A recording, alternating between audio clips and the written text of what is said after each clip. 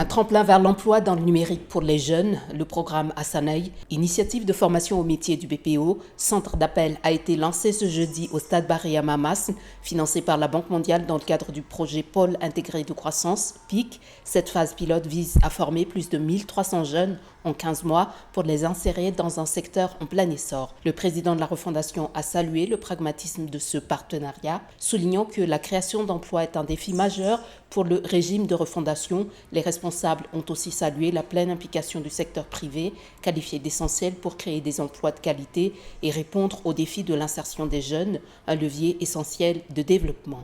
À l'occasion du lancement d'une nouvelle phase de la campagne Redorons ensemble l'image de Madagascar, l'Office national du tourisme de Madagascar annonce l'ouverture d'un appel à manifestation d'intérêt destiné à tous les volontaires souhaitant contribuer à la promotion du pays. L'initiative présentée à l'hôtel Palissandre vise à élargir les acteurs impliqués au-delà des professionnels du tourisme en misant sur des partenariats volontaires et non rémunérés. Cette démarche s'inscrit dans la continuité des actions engagées depuis novembre 2025 pour renforcer la visibilité de la destination. L'écrivaine Michèle Rakoutson a reçu ce jeudi les insignes de chevalier de l'Ordre des Arts et des Lettres lors d'une cérémonie à la résidence de France à Antananarivo. Cette distinction française qui récompense plus de 50 ans d'engagement en faveur de la culture malgache et de la francophonie lui a été remise par l'ambassadeur Arnaud Guillois. Son œuvre, dont des romans comme Dadabé, Lalan ou Ambatmang, prix Orange du livre en Afrique, explore avec sensibilité l'histoire et l'identité. Au-delà de l'écriture, son action est saluée pour sa transmission auprès de la jeunesse et son rôle de pont culturel entre Madagascar et la France.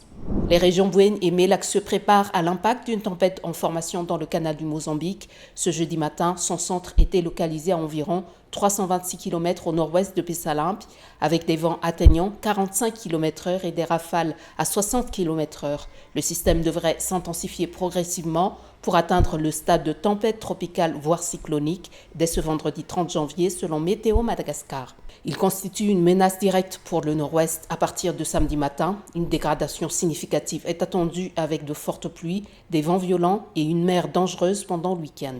Après 2 ans de crise, la filière concombre de mer s'apprête à démarrer dans le nord. Le ministre de la Pêche a annoncé que le nouveau cadre réglementaire sera publié avant la fin du mois. Cette publication interviendra en amont de la réouverture prévue en février de la pêche au concombre de mer, suspendue depuis 2 ans dans les régions nord de l'île, à savoir La Sava, Sofia, Diana et Bouéni. Cette suspension décidée en février 2024 visait à enrayer l'exploitation illégale et la pêche non réglementaire. L'arrêt brutal a durement impacté l'économie locale, frappant des milliers de pêcheurs traditionnels et de travailleurs et stoppant net les exportations. Suite à des consultations avec tous les acteurs de la filière, le ministère procède à un inventaire des stocks avant la reprise.